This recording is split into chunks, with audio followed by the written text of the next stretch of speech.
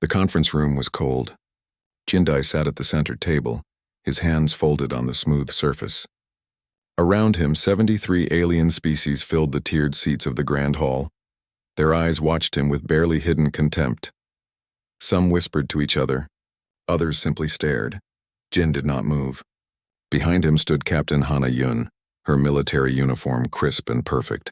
Her face showed nothing, but her eyes tracked every movement in the room. She had fought these aliens before. She knew what they were capable of. The neutral station Atheron floated in space around a dying star. It was far from any planet, chosen because it belonged to no one. The station was massive, built centuries ago when the Galactic Council was young. Now it served as a meeting place for those who had nowhere else to talk. High Arbiter Vexthalin rose from his seat. He was ancient even by his species' standards. His insectoid body moved with deliberate grace as he approached the speaker's platform. When he spoke, his voice carried through the chamber without amplification. His kind had evolved to command attention. Ambassador Jin, the High Arbiter began, we have gathered here to offer humanity a path to peace. You have fought well, better than we expected. Your species has surprised us with your tenacity and your violence. Jin remained silent. He had been instructed to listen first. The council always talked too much. They believed their words carried weight simply because they spoke them. But war cannot continue forever, Vexthalin continued.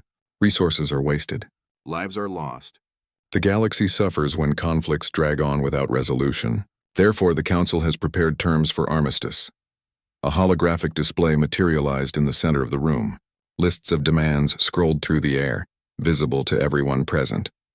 Jin read them carefully, though he had seen similar proposals before. The council never changed their approach. First, humanity would dismantle 90% of their military fleet. The ships would be scrapped under council supervision.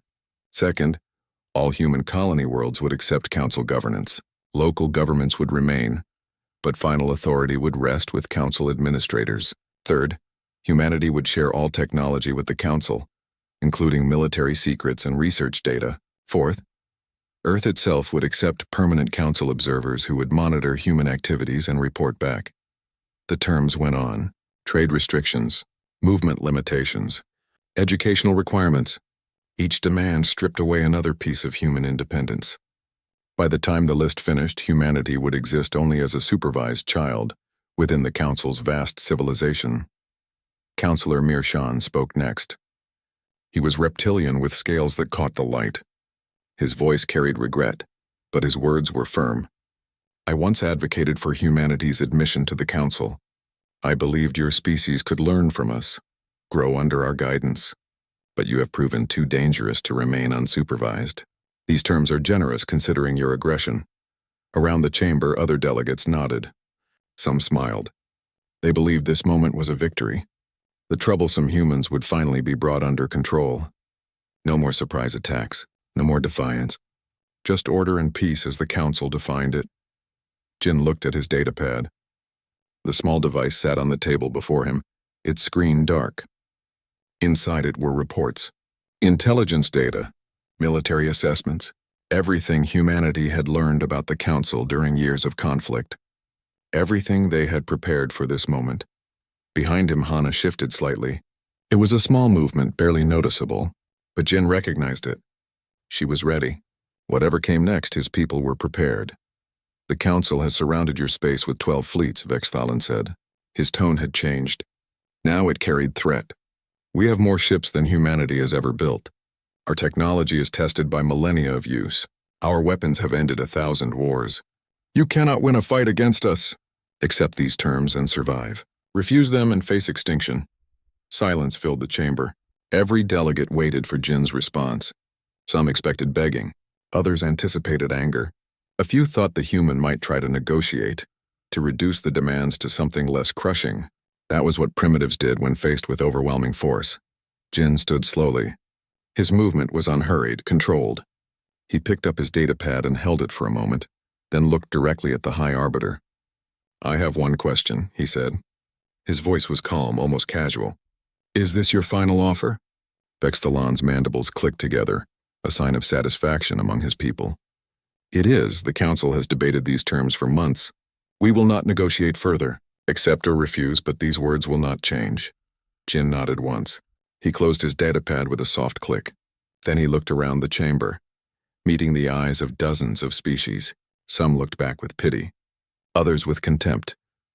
All of them were certain they knew how this would end. Then we reject your terms, Jin said. The words hung in the air. For a moment, no one moved. The statement was so unexpected, so absurd that the delegates could not immediately process it. Reject? How could they reject? They had no power to refuse. Then the chamber erupted. Dozens of voices rose at once, shouting in languages that translation devices struggled to interpret fast enough. Some delegates stood. Others pointed. A few laughed, certain this was some kind of human humor they did not understand. Jin gathered his materials. He placed the datapad in his case, followed by a few physical documents. Hana moved to his side, her posture unchanged. 2 other human delegates joined them, their faces as calm as Jin's. You cannot leave. Bexthalen's voice cut through the noise. The chamber fell silent again. You came here to negotiate. We have given you the Council's judgment. You will accept it. Jin looked at the High Arbiter one last time. We came here in good faith. We offered peace as equals. You responded with demands for surrender. That is not negotiation. That is conquest wearing a diplomatic mask. He started walking toward the exit. His footsteps echoed in the sudden quiet. Hana walked beside him, her hand resting near her sidearm. Not threatening, just ready. The other humans followed. You will be destroyed, Mirshan called out. His voice carried genuine concern mixed with anger. Do you not understand? We have 12 fleets waiting. Your colonies will burn. Earth itself will face bombardment. This is not bravery. This is suicide. Jin paused at the chamber doors. He did not turn around, but his voice carried clearly.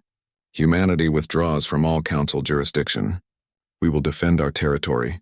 We will protect our people. And we will remember that the council chose threats over respect. The doors opened. The humans walked through. Behind them, chaos erupted again, louder this time. Some delegates demanded military action immediately.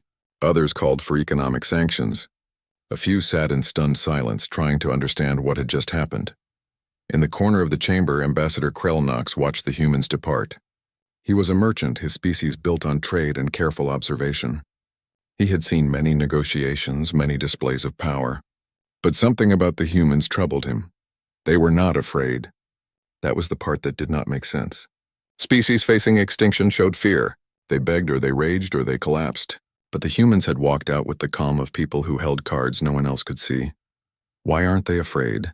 Krelnox whispered to himself. Outside the chamber, Jin and his delegation walked down the empty corridor. Their ship waited in the docking bay. When they were far enough from listening devices, Jin activated his secure comm. The device was small, encrypted with codes the council could not break. Fleet Marshal Wu's face appeared on the screen. He was older than Jin, his hair gray but his eyes sharp.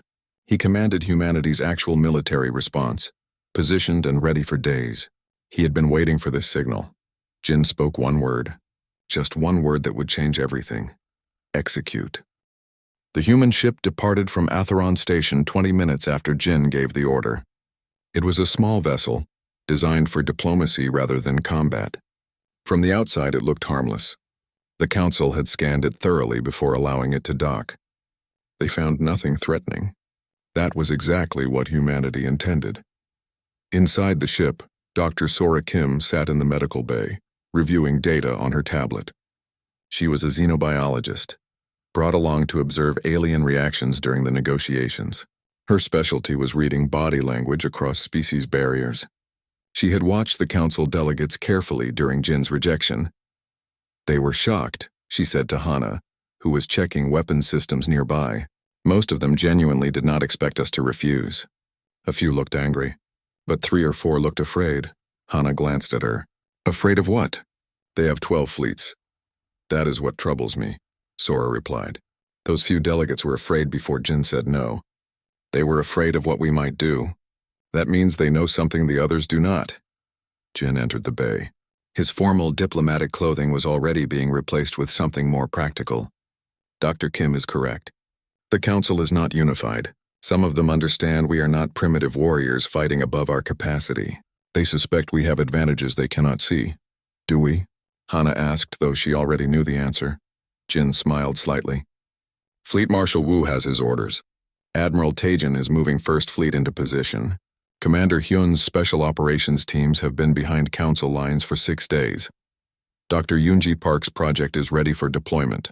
We have many advantages, Captain. The question is whether the Council will realize this before it is too late. Back on Atheron Station, the Council chamber had descended into chaos. The High Arbiter tried to restore order, but his authority was being questioned. How had he allowed the humans to simply walk away? Why had no preparations been made to detain them if they refused? Councillor Mirshan stood at his seat, his voice cutting through the noise. We must act immediately. Deploy the fleets. Show humanity that defiance has consequences. They have 3 major colonies and Earth itself. Strike the colonies first. Make them understand their mistake. Some delegates agreed loudly. Others remained silent. Ambassador Krelnox watched the debate with growing concern. The merchant species had survived for millennia by being careful, by observing patterns that others missed. And the pattern here troubled him deeply. We are making a mistake, Krelnox said quietly to the delegate beside him. How so? The other alien asked. We have overwhelming force. Humanity is isolated. They are not acting like isolated prey, Krelnox replied. They are acting like hunters who have set a trap. The other delegate laughed. Impossible. We have monitored their technology. We know their capabilities. They are advanced, yes, but not beyond us. Certainly not beyond 12 combined fleets. Krelnox said nothing more.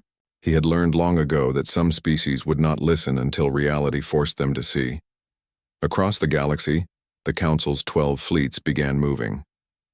They were massive formations, each containing hundreds of ships. The vessels were old but proven, built with technology refined over thousands of years. Their commanders were experienced, veterans of dozens of campaigns against rebellious species. Fleet Commander Zelvok reviewed his orders aboard the flagship Eternal Justice. His fleet was positioned near the human colony of New Sol. The colony was prosperous, home to 4 million humans. It had minimal defenses. The attack would be swift and decisive. All ships report ready, his tactical officer announced. Zelvok nodded. Begin the assault. Target military installations first, then infrastructure. Avoid excessive civilian casualties, but make the damage visible from orbit. The humans must see what defiance costs. The fleet advanced. Weapons charged. Targeting systems locked onto the colony below. Everything proceeded according to plan for exactly 4 minutes. Then the first ship exploded. There was no warning. No incoming fire detected. The destroyer simply erupted from within, its hull rupturing in dozens of places simultaneously. Debris scattered across space. Report, Zelvok shouted. Unknown, sir. The ship just exploded. No enemy contacts detected. That is impossible. Scan again. Find me those human ships. The scanners found nothing. The space around the fleet appeared empty. But then a second ship detonated. Then a third. Then 5 more in rapid succession. Evasive maneuvers, Zelvok ordered. All ships scatter. Return fire on any detected targets, but there were no targets. The Council ships fired blindly into space, their advanced sensors showing nothing but empty vacuum. And one by one they continued to die. Admiral Taejin watched from the bridge of his flagship, the Indomitable. His ship sat 3,000 kilometers from the Council fleet, completely invisible to their sensors. Around him, 19 other human vessels maintained the same stealth. Prometheus drive holding stable, his operations officer reported. They still cannot detect us. Continue firing, Taejin ordered calmly. Target their capital ships. Leave the smaller vessels intact. I want survivors to report what happened here. The human weapons were different from anything the Council had encountered. They did not rely on energy beams or kinetic projectiles. Instead, they manipulated quantum fields, causing catastrophic failures in ship systems. Reactors overloaded. Life support collapsed. Structural integrity fields simply stopped working, and the Council ships could not fight what they could not see. Zelvok's tactical display showed disaster unfolding. Half his fleet was gone. The remaining ships were scattered, confused, firing at ghosts. He had commanded fleets for 40 years. He had never experienced anything like this. Withdraw, he finally ordered. All ships retreat to Rally Point 7. Emergency jump protocols. The surviving Council ships fled. They left behind wreckage and escape pods. evidence of a battle where only one side could fight back. Similar scenes played out across human space. The 12 Council fleets had surrounded humanity's territory, confident in their numbers and experience. Within 6 hours, 3 fleets were in full retreat. 2 more had lost communication with their flagships. 4 were scattered and attempting to regroup. Only 3 remained in any kind of fighting formation, and they were reporting the same impossible situation. The humans were everywhere and nowhere. They struck from invisible ships with weapons that ignored conventional defenses. On Atheron Station, reports flooded into the council chamber. The delegates who had been laughing at humanity's rejection now sat in stunned silence. The High Arbiter's mandibles trembled as he read update after update. "How?" someone whispered. "How is this possible?" Counselor Meerschaum stared at the displays. His earlier confidence had evaporated. "We were told humanity's technology was equivalent to ours. We were told their fleets were smaller and less capable. We were told..." He trailed off, the magnitude of the miscalculation becoming clear. "They were testing us," Krelnox said quietly. "Every battle before this, they were testing our capabilities while hiding their own. And we thought we were winning." Jin sat in his quarters aboard the diplomatic ship, now safely beyond council space. Fleet Marshal Wu's face filled his secure display. "First phase complete," Wu reported. "Enemy casualties are within acceptable parameters. Most importantly, we avoided civilian targets entirely. The Council cannot claim we attacked their populations." "Excellent," Jin replied. "Now we wait. The Council needs time to understand their situation. Fear will make them unpredictable at first, but eventually they will seek to understand what happened." "And when they do?" Wu asked. "Then we show them the difference between conquest and defense. We did not attack their space. We did not threaten their worlds. We simply removed their ability to threaten ours." Jin terminated the connection. Through his window, stars shone bright and cold. Somewhere out there, the Council was learning a lesson humanity had learned centuries ago on Earth. Technology was not about age. It was about necessity, and no one was more motivated to advance than people fighting for their right to exist. The Council had thought themselves superior because they were ancient. They had forgotten that youth brings different advantages: hunger, desperation, the willingness to take risks because the alternative was extinction. Humanity had not been preparing for negotiations. They had been preparing for exactly this, and the Council, blinded by their own assumed superiority, had walked directly into it. "Captain," Jin called out. Hana entered his quarters. "Sir? How long until we reach Earth?" 36 hours at current speed." Jin nodded. "Good, I want to be home when they call." "And they will call." "Fear guarantees it." 3 days had passed since humanity rejected the Council's terms. In that time, the galaxy's power structure had been turned upside down. Council fleets that had never known defeat were retreating or surrendering. Ancient species who had dominated space for millennia were learning humility. Dr. Yoonji Park stood in the research facility deep within Earth's moon. Around her, dozens of scientists monitored systems that should not have existed. The Prometheus project had consumed 15 years of research and more resources than any human endeavor, except the colonization programs themselves. "How are the field generators holding?" she asked her lead engineer. "Stable across all deployed units," he replied. "The Council's sensors still cannot detect our ships while the quantum displacement field is active. Their weapons cannot track what their sensors cannot see."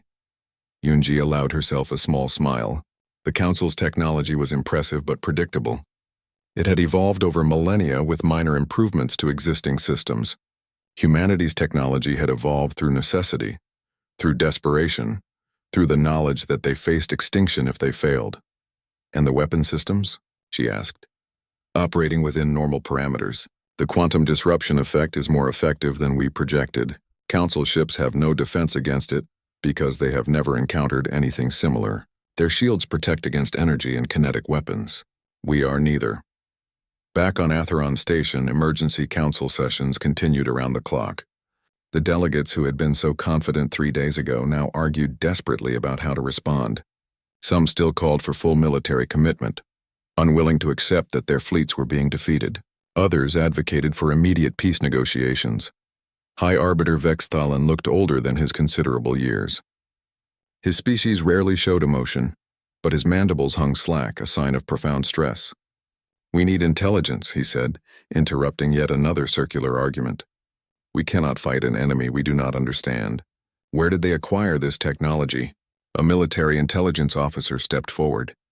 Her species was known for information gathering, small and quick with excellent memory. High Arbiter, we have analyzed all available data from the engagements. The human vessels appear to utilize a form of quantum field manipulation we have never encountered. Their ships exist in a state of quantum uncertainty, making them effectively invisible to our sensors. That is impossible, another delegate protested. The mathematics required for stable quantum field generation are beyond. He trailed off, realization dawning. Unless they developed entirely new mathematics. Counselor Meerschaum spoke quietly. We assumed they were working within the same framework we use. We assumed their technology followed the same evolutionary path as ours. What if we were wrong? What if their isolation allowed them to develop something completely different? The chamber fell silent. It was a terrifying thought. The Council's power rested on their accumulated knowledge, technology refined over countless generations. If humanity had discovered something entirely new, something the Council's ancient wisdom could not counter, then the balance had shifted permanently. Commander Hyun watched from a hidden position deep within Council territory. His special operations team had infiltrated 6 weeks ago, long before the negotiations began. Their mission was simple: observe and report. Do not engage unless absolutely necessary. Through his surveillance equipment, he monitored Council military communications. The panic was evident. Fleet commanders were requesting reinforcements that did not exist. Supply lines were in chaos.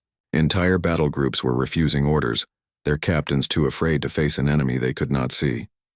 Command, this is Recon 7, Hyun transmitted on a secure quantum channel. Council military is approaching collapse. They cannot coordinate effective response. Political leadership is fracturing. Estimate they have 48 hours before command structure fails entirely. Admiral Tajin received the report aboard his flagship. First Fleet had moved to defensive positions around human colonies, prepared to repel any renewed Council attack. But no attack came. The Council fleets were too busy retreating or trying to regroup. Order all units to maintain defensive posture only, Tajin commanded. Do not pursue retreating forces. Do not enter Council space. We defend our territory, nothing more. His officers acknowledged the orders. Some looked disappointed. They had trained their entire lives for this conflict. Now that victory was within reach, they were being held back. Taijin understood their frustration, but his orders came from Fleet Marshal Wu, who received them from the civilian government. Humanity's goal was not conquest. It was respect. Attacking the Council's territory would make them conquerors, no different from the enemy they fought against. Ambassador Krelnox had become an unofficial moderator in the Council chamber. His merchant species had no military power, but they had something more valuable: perspective. They understood that trade required partners, not subjects. Power meant nothing if it destroyed the relationships that made civilization possible. We must accept reality, Krelnox addressed the chamber. Humanity has demonstrated military superiority. This is not opinion. This is fact supported by 3 days of devastating defeats. We have 2 choices. We can continue fighting a war we cannot win, or we can negotiate with humanity as equals. Equals, an elderly delegate spat the word. They are newcomers. Children who discovered fire and think themselves gods. They are the species that defeated 12 of our fleets in 3 days, Krelnox replied calmly. What they were yesterday does not matter. What they are today is the most powerful military force in this region of space, and they are showing restraint we would not show in their position. That last point resonated. Multiple delegates had noted that humanity could have pressed their advantage. Their invisible ships could have struck Council worlds directly. They could have terrorized civilian populations, but they had not. Every engagement had been purely military, targeting only ships and soldiers. Young Counselor Pilarion stood. She was newly appointed, her species recently elevated to Council status. She represented the Merchant Coalition, a group of trading species who profited from stability. Ambassador Krelnox speaks wisdom. I have reviewed the engagement reports. Humanity has not attacked a single civilian target. They have not struck our infrastructure. They have not even entered our territory except to neutralize military threats. This is not the behavior of conquerors. This is the behavior of people defending their homes. Then what do they want? Someone asked. The question hung in the air. What did humanity want? They had rejected Council authority. They had demonstrated they could destroy Council fleets. But they had not made demands. They had not threatened Council worlds. They had simply stopped the Council from threatening them. Back on Earth, Jin stood in the Prime Minister's office. Xiao Kang was younger than Jin, a civilian leader chosen for his diplomatic skill rather than military experience. Together they represented humanity's two faces, the warrior and the statesman. The Council will call soon, Xiao said. They must. Their military position is untenable. What terms should we offer? Jin considered the question carefully. We offer what we wanted from the beginning. Mutual recognition of sovereignty. Non-interference in each other's internal affairs. Open trade relationships but voluntary. Technology exchange but on equal terms. We do not ask them to submit to us and they do not ask us to submit to them. You think they will accept? 3 days ago, no. Today they have no choice. But that is not why they will accept. They will accept because they are finally beginning to understand something we learned long ago. What is that? Jin looked out the window at Earth below. The blue planet had suffered terribly before humanity learned to live in peace with itself. That true strength is not about dominating others. It is about having the power to dominate and choosing not to. They feared we would become like them, conquerors who crush anything different. We are showing them a different path. On Atheron Station, a communication request came through from Earth. It was marked as urgent, highest diplomatic priority. The message was brief. Humanity is prepared to negotiate new terms. Not surrender. Not submission. Partnership between equals. High Arbiter Vexthalin read the message 3 times. Partnership between equals. The phrase would have been laughable 4 days ago. Today it was the only realistic option. Prepare a response, he told his aide. Tell them we accept their invitation to negotiate. This time on their terms. High Arbiter, the aide hesitated. The other delegates will accept because the alternative is continued war against an enemy we cannot defeat. Tell them. Councillor Meerschaun approached Vexthalin after the message was sent. We have made many mistakes, the reptilian said quietly. But the greatest was assuming that youth meant weakness. Humanity is young, yes, but youth brings flexibility, innovation, the willingness to try things we deemed impossible because we never considered them. What troubles me most, Vexthalin replied, is that they were willing to show us mercy. If our positions were reversed, if we had such advantage over them, would we have shown the same restraint? Meerschaun had no answer. Historian Gina Lee had remained on Atheron Station when the rest of the human delegation departed. Her role was specific: help the Council understand humanity's perspective, not as propaganda but as genuine cultural exchange. If peace was to last, both sides needed to understand each other. She stood now in a smaller conference room surrounded by curious alien delegates. These were not the military leaders or political powers. These were scholars, historians, cultural specialists, people who wanted to understand rather than judge. You must understand our history, Gina began. Humanity nearly destroyed itself before we reached the stars. Wars that killed millions. Weapons that could have ended all life on Earth. We came very close to extinction by our own hands. An elderly scholar leaned forward. His species was known for careful record-keeping, their civilization extending back 50,000 years. But you survived. How? We learned, Gina replied simply. We learned that conquest does not last.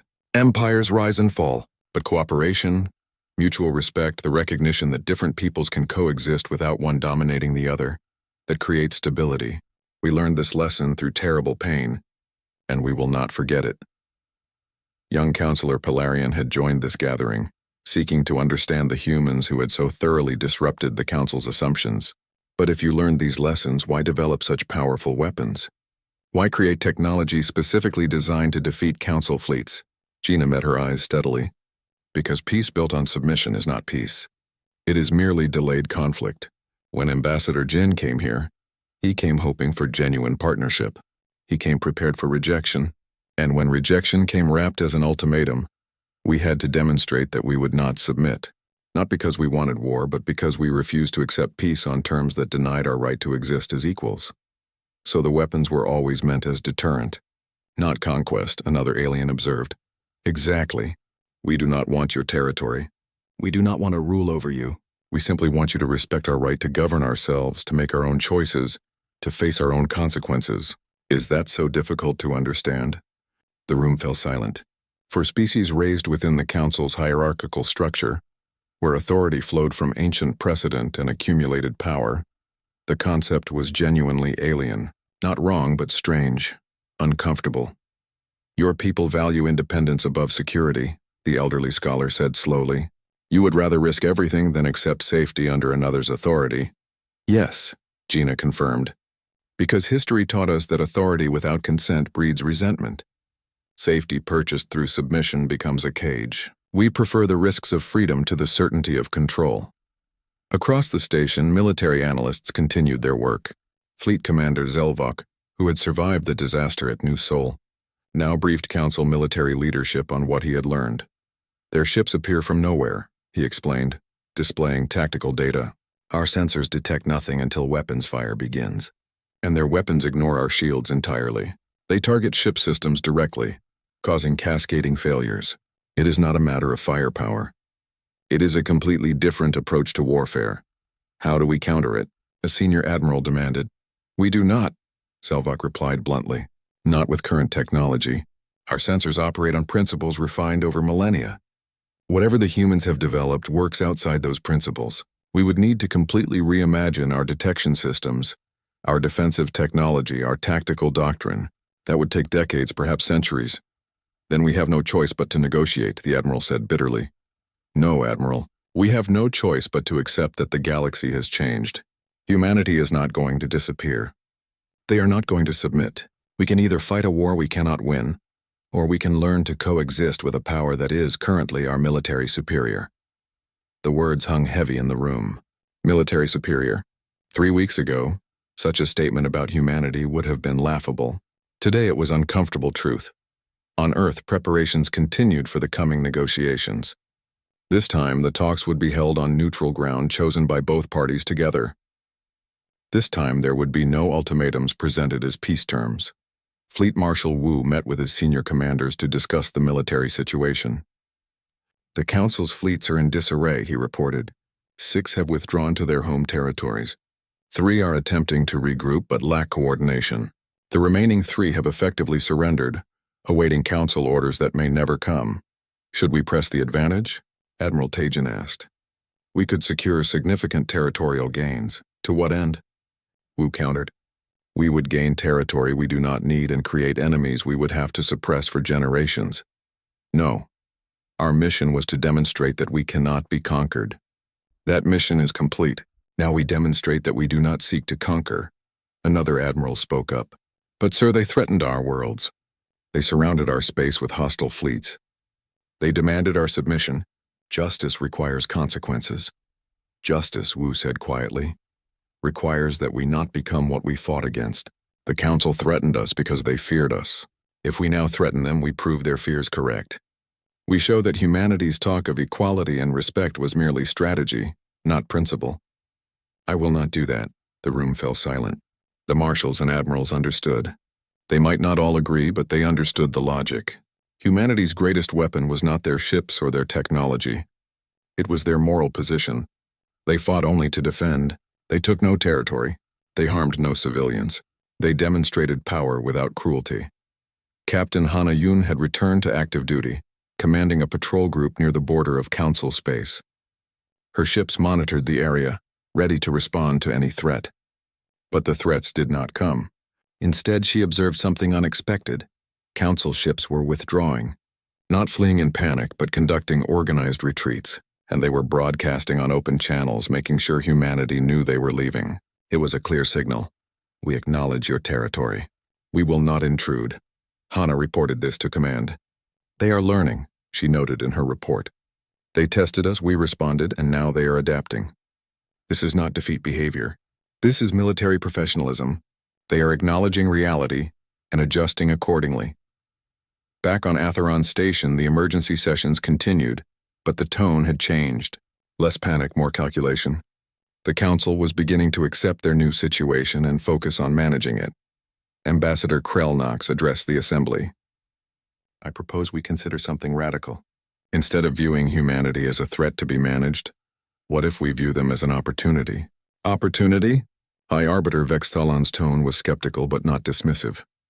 They have developed technology we do not possess. They approach problems differently than we do.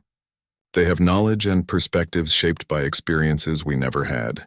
If we can establish genuine partnership, true exchange rather than hierarchy, both sides benefit. They gain from our accumulated wisdom. We gain from their innovation. It was a seductive argument. The council had grown comfortable, perhaps complacent.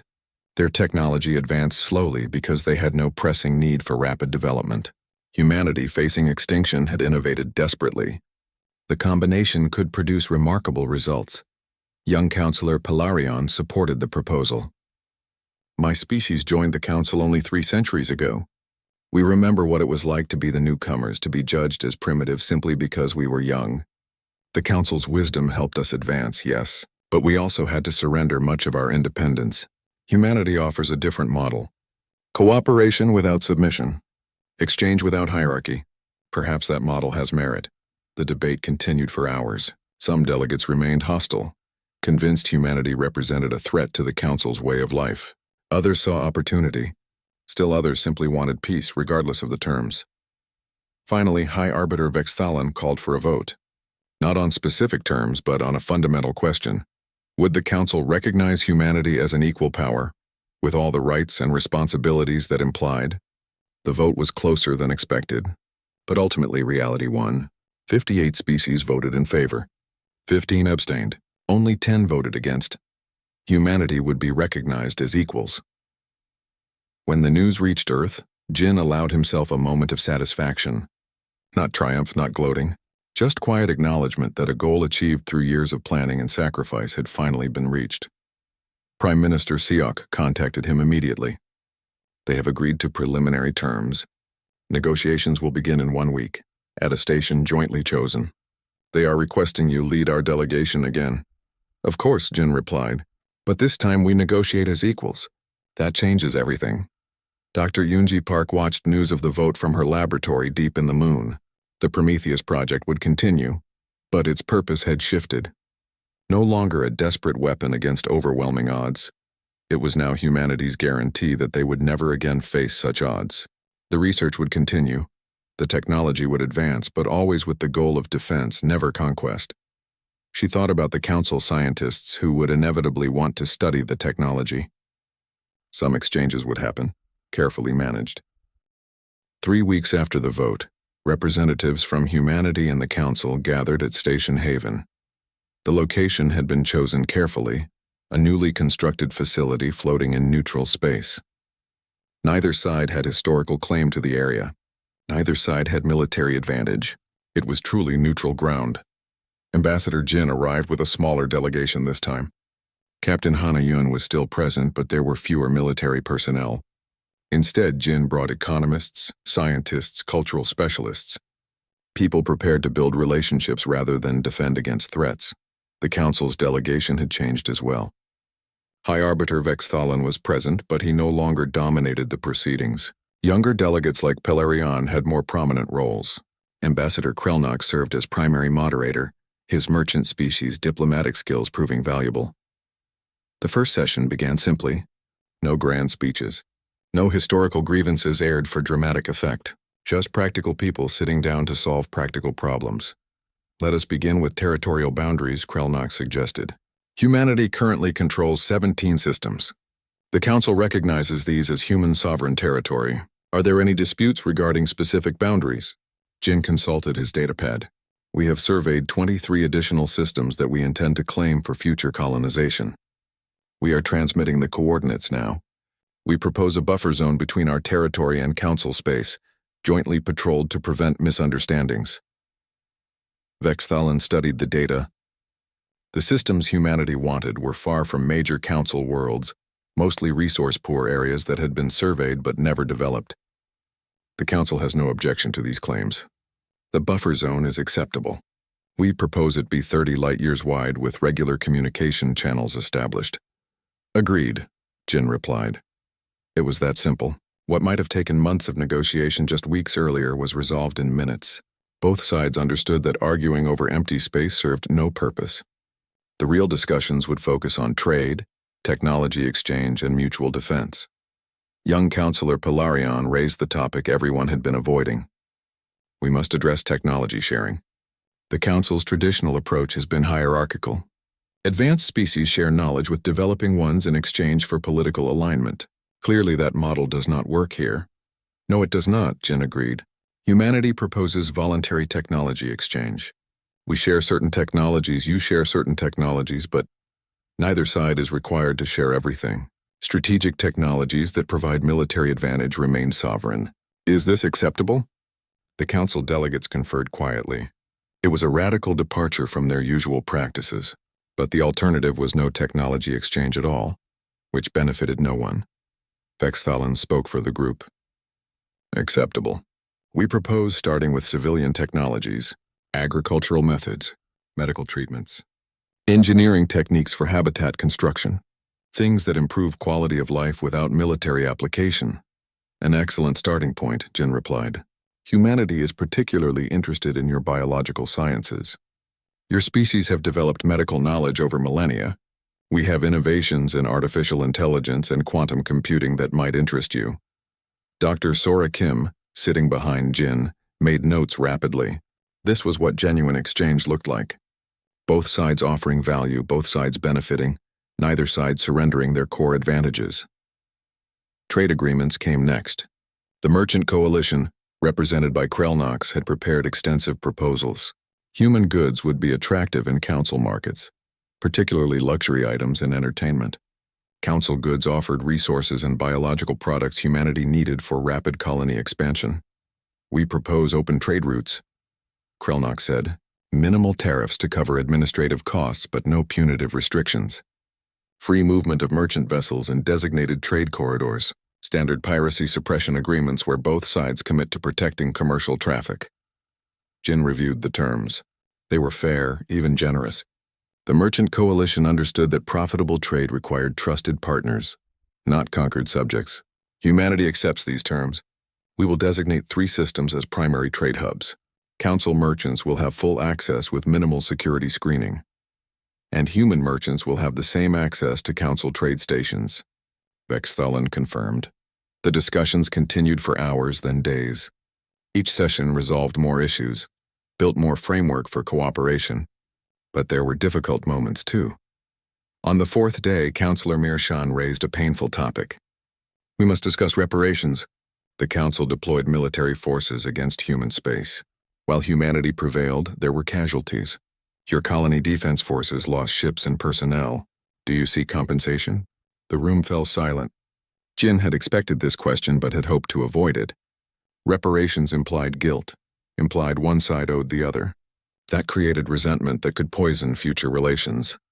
Humanity does not seek reparations, Jin said finally. We acknowledge that both sides acted according to their understanding at the time.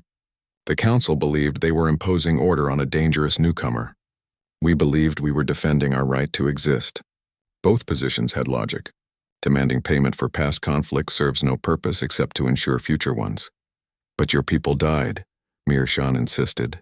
Justice requires acknowledgement. Justice, Jin replied, requires that we learn from the past rather than being chained to it.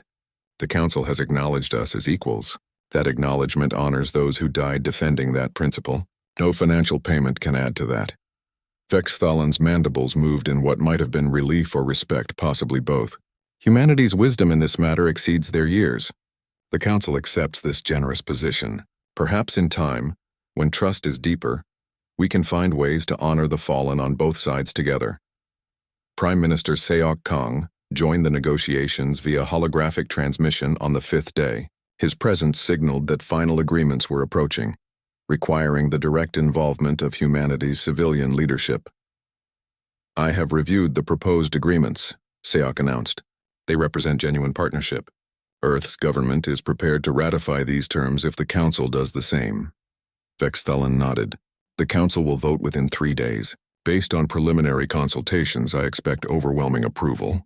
The species who opposed recognition have seen the benefits of cooperation. Even the most traditional voices now understand that the galaxy has changed. Changed how? Seok asked. The Council has ruled through hierarchy for 100,000 years, Vexthalin explained. Ancient species at the top, younger ones below, everyone knowing their place. Humanity has proven that age does not determine capability. Innovation matters more than tradition. That is, uncomfortable for many of us, but also liberating. We were becoming stagnant, too comfortable in our ancient ways. You have reminded us that the galaxy rewards those who adapt. It was perhaps the most honest thing Vexthalin had ever said in Jin's presence. The ancient arbiter was admitting not just defeat, but obsolescence of an entire worldview. Yet he seemed almost relieved to say it. On the 6th day, both sides reviewed the complete agreement. It covered territorial rights, trade relationships, technology exchange protocols, diplomatic procedures, mutual defense conditions, and mechanisms for resolving future disputes. It was comprehensive, fair, and most importantly, written by both sides together. This is more than a peace treaty, Polarian observed. This is a new model for how different civilizations can interact. No hierarchy, no assumptions of superiority, just mutual respect and genuine partnership. It is what we hoped for 3 weeks ago, Jin replied. Then we had to fight for it. Now we build on it. The signing ceremony was simple. No grand speeches. No elaborate rituals. Just representatives from both sides adding their signatures to the document, marking it official. Human and Council citizens watching via live transmission saw their leaders creating something new. Not conquest, not submission, but actual cooperation. As the ceremony concluded, Vexthalin approached Jin privately. I must ask, when you walked out of the negotiations on Atheron, were you certain your military could prevail? Jin considered the question carefully. Honesty seemed appropriate. No. We believed our technology gave us significant advantages. We calculated that your fleets would struggle to adapt, but war is uncertain. Plans fail. Technology disappoints. We could have been wrong. Yet you walked out anyway. Because the alternative was surrendering our independence without even trying to defend it. That was unacceptable. We would rather die fighting than live in comfortable submission. Vexthalin's mandibles clicked softly. I am beginning to understand humans. You value freedom more than security. You embrace risk rather than accept certainty under another's control. This is alien to how we think, but also admirable. The galaxy needs people willing to take such risks. Comfortable civilizations grow weak. You reminded us of that. Captain Hana spoke with several Council military officers after the ceremony. They discussed tactics and technology in carefully vague terms, sharing experiences without revealing critical secrets. She found them professional, knowledgeable, worthy of respect even if they had been enemies weeks before.